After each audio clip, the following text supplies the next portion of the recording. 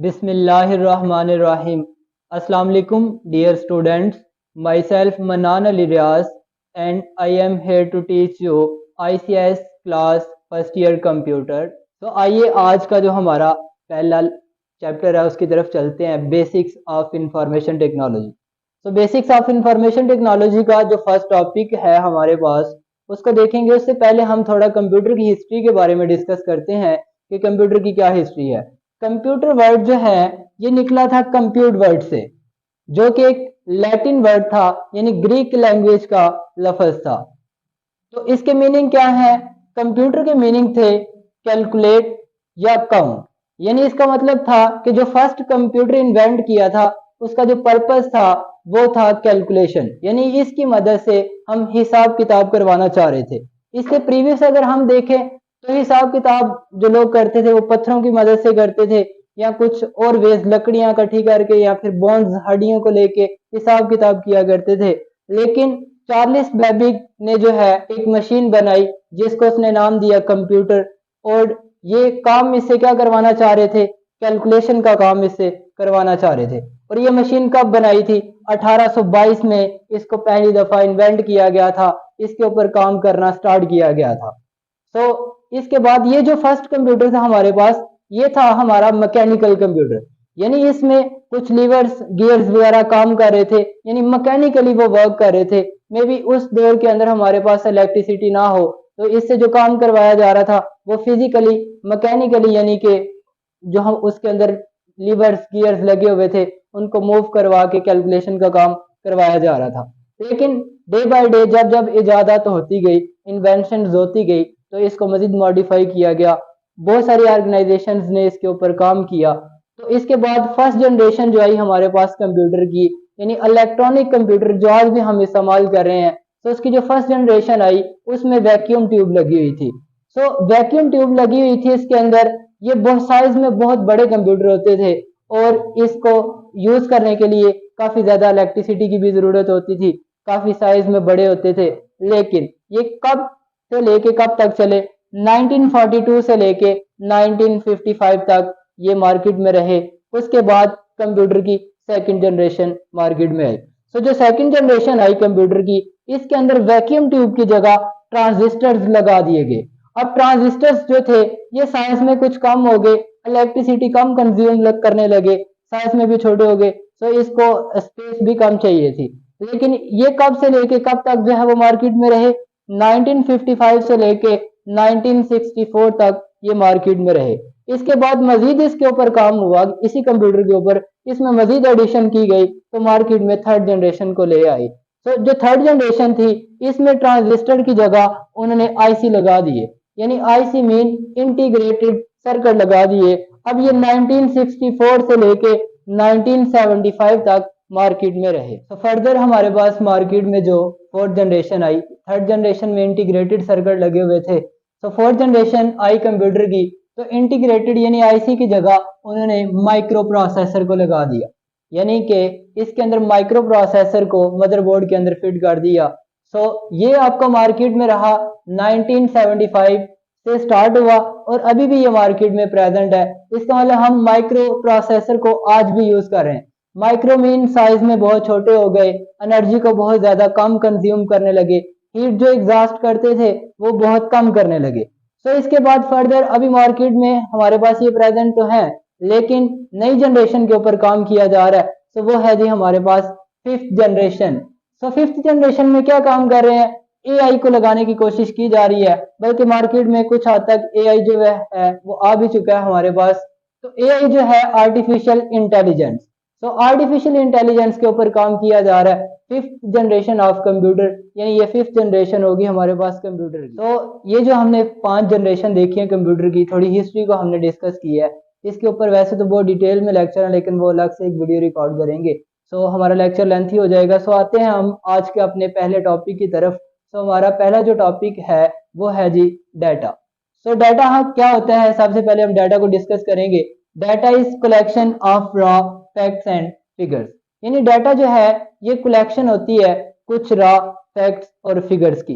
यानी डाटा जो है ये हमारा मीनिंगलेस होता है, यूजलेस होता है, हमारे किसी काम का नहीं होता, लेकिन कंप्यूटर को हम डाटा प्रोवाइड करते हैं तो वो फर्दर इसके ऊपर प्रोसेस करता है और उसको यूजफुल इंफॉर्मेशन में जनरेट करता है या कन्वर्ट करता है।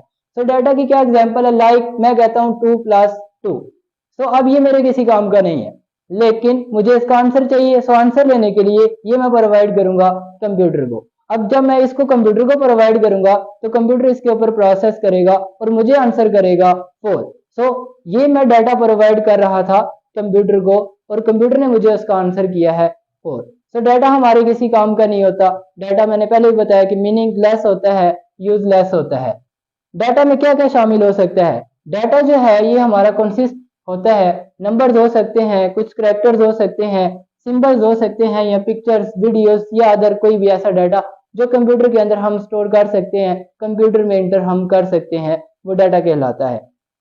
एग्जाम्पल मैंने यहाँ पे लिखी हुई है एक और, इसमें लिखा हुआ है बिलावल रजा 1 2 3। अब बिलावल कौन है, रजा कौन है, 1 2 3 क्या है, तो अभी हमें समझ नहीं आ रही, लेकिन जब हम इसके ऊपर प्रोसेस करेंगे तो हमें पता चलेगा कि बिलावल कौन है, रजा कौन है, 1 2 3 क्या है, तो फिर जो है हमारे पास वो यूजफुल फॉर्म में आएगा। तो अभी ये हमारे पास जो है यूजफुल फॉर्म में नहीं है, ये मीनिंगलेस है। तो इसमें ये जो हमने डाटा देखा है, इसमें से आपका एक एमसीक्यू बन रहा है, वो है द वर्ड रॉ मीन्स, यानी कि रॉ वर्ड जो है इसका क्या मीनिंग है। रॉ का मतलब है अनप्रोसेस्ड, यानी ऐसी चीज जिसके ऊपर कोई प्रोसेस नहीं हुआ होगा। अब फिर हम कह सकते हैं कि डाटा वो होता है कि जिसके ऊपर अभी कोई प्रोसेस ना हुआ हो तो उसको हम डाटा कहते हैं। जब उसके ऊपर कोई प्रोसेस कर दिया जाएगा तो वो फिर डाटा नहीं रहेगा। तो यहाँ पे हम आपके पास जो एमसीक्यू था वो ये था कि रॉ वर्ड मीन क्या है, तो उसका मतलब है अनप्रोसेस, यानी कि कोई प्रोसेस नहीं हुआ होगा अभी। सो सेकंड आपके पास है जी इंफॉर्मेशन। सो हम देखते हैं कि इंफॉर्मेशन क्या होती है। सो इंफॉर्मेशन कहता है कि व्हेन डाटा इज प्रोसेस, कहते हैं जब आपका डाटा जो है वो प्रोसेस हो जाता है तो, या फिर ऑर्गेनाइज कर लेते हैं हम उसे in a useful form, it is called information. यानी कि इंफॉर्मेशन वो होती है कि जो यूजफुल होती है हमारे लिए, जो मीनिंगफुल होती है हमारे लिए, और वो कौन हमें प्रोवाइड करता है, वो हमें कंप्यूटर प्रोवाइड करता है। कंप्यूटर कहाँ से प्रोवाइड करता है, हम कंप्यूटर को डाटा प्रोवाइड करते हैं, डाटा उसके ऊपर डाटा के ऊपर कंप्यूटर प्रोसेस करता है और फिर वो हमें इंफॉर्मेशन प्रोवाइड करता है। सो आप कह सकते हैं कि डाटा जो है जब ये प्रोसेस्ड हो जाता है तो वो किस में कन्वर्ट हो जाता है, इंफॉर्मेशन में कन्वर्ट हो जाता है। तो इंफॉर्मेशन की हम दूसरे वर्ड्स के अंदर भी डेफिनेशन मजीद देखते हैं। तो इसमें लिखा हुआ है कि in other words data after processing become information more meaningful than data. तो बिल्कुल ऐसा ही है कि जब डाटा आपका कन्वर्ट हो जाता है इंफॉर्मेशन में तो वो मीनिंगफुल हो जाता है, यूजफुल हो जाता है। यानी जब तक वो डाटा होता है तो वो मीनिंगलेस होता है, वो यूजलेस होता है, यानी हमारे किसी काम का नहीं होता, लेकिन हम कंप्यूटर को प्रोवाइड करके उससे उसके ऊपर प्रोसेस करवाते हैं तो वो कन्वर्ट हो जाता है इंफॉर्मेशन में, और इंफॉर्मेशन जो है वो मीनिंगफुल होती है, वो यूजफुल होती है। सो एग्जाम्पल के अंदर देखे जरा, हमने पीछे ये 3 नाम देखे थे, एक बिलावल, रजा और 1 2 3, ये 3 वर्ड हमने पीछे देखे थे। तो इसमें तब हमें समझ नहीं आ रही थी कि बिलावल क्या है, रजा क्या है और 1 2 3 क्या है। सो इसमें आप देखें पीछे लिख दिया गया नेम, फिर लिख दिया गया फादर और रोल नंबर। अब देखें नेम बिलावल हो गया, फादर नेम हो गया रजा, अब रोल नंबर उसका 1 2 3। अब ये मीनिंगफुल फॉर्म में है, यानी अब इसकी समझ आ रही है हमें कि ये कोई स्टूडेंट है, उसका ये नाम है, उसके फादर का ये नाम है और उसका ये रोल नंबर है। सो कोई भी ऐसा डाटा जो मीनिंगफुल फॉर्म में आ जाए, यानी उसके ऊपर प्रोसेस करके हम उसको मीनिंगफुल फॉर्म में ले आए, तो ये जाहिर सी बात हम कंप्यूटर की मदद से करेंगे तो वो आपका क्या कहलाएगा, इंफॉर्मेशन कहलाएगा। तो ये थी हमारी एग्जांपल। तो फर्दर हम देखते हैं डाटा प्रोसेसिंग के बारे में कि डाटा प्रोसेसिंग क्या होता है। ये जो हम पीछे प्रोसेस पढ़ के आए हैं डाटा और इंफॉर्मेशन के बारे में, पहले ये डाटा होता था, फिर ये कन्वर्ट होकर इंफॉर्मेशन बन जाता था। अब ये जो सेंटर में काम हो रहा था, यानी पहले डाटा था और बाद में इंफॉर्मेशन बना, तो जो सेंटर में काम हुआ ये किस तरह से हो रहा है, यानी ये क्या है, इस तो वो कहलाता है डाटा प्रोसेसिंग। अब देखिए क्या लिखा हुआ है, कहता है when data is converted into information, कहता है जब डाटा को कन्वर्ट किया जाता है इंफॉर्मेशन में तो ये जो प्रोसेस होता है ये कहलाता है डाटा प्रोसेसिंग, यानी डाटा को कन्वर्ट करना इंफॉर्मेशन में, ये कहलाता है डाटा प्रोसेसिंग। सो मैं आपको एग्जांपल में बता देता हूं मजीद कि लाइक के हम यहाँ पे लिखते हैं 2+2। अब ये मेरे पास डाटा है, इसके ऊपर कोई प्रोसेस नहीं हुआ, मीनिंगलेस है, यूजलेस है, हमारे किसी काम का नहीं है, लेकिन हम कंप्यूटर को प्रोवाइड करेंगे। अब मैंने कंप्यूटर को प्रोवाइड किया 2+2, सो मैंने प्रेस किया एक साइन इज इक्वल टू का, तो मुझे आंसर मिला 4।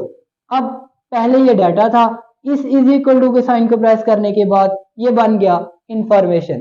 अब ये जो सेंटर में प्रोसेस हुआ है कि यानी पहले डाटा था, बाद में इंफॉर्मेशन बन गया, यानी कन्वर्ट किया जा रहा है। तो जो कन्वर्ट करने का प्रोसेस है यही आपका क्या कहलाता है, डाटा प्रोसेसिंग।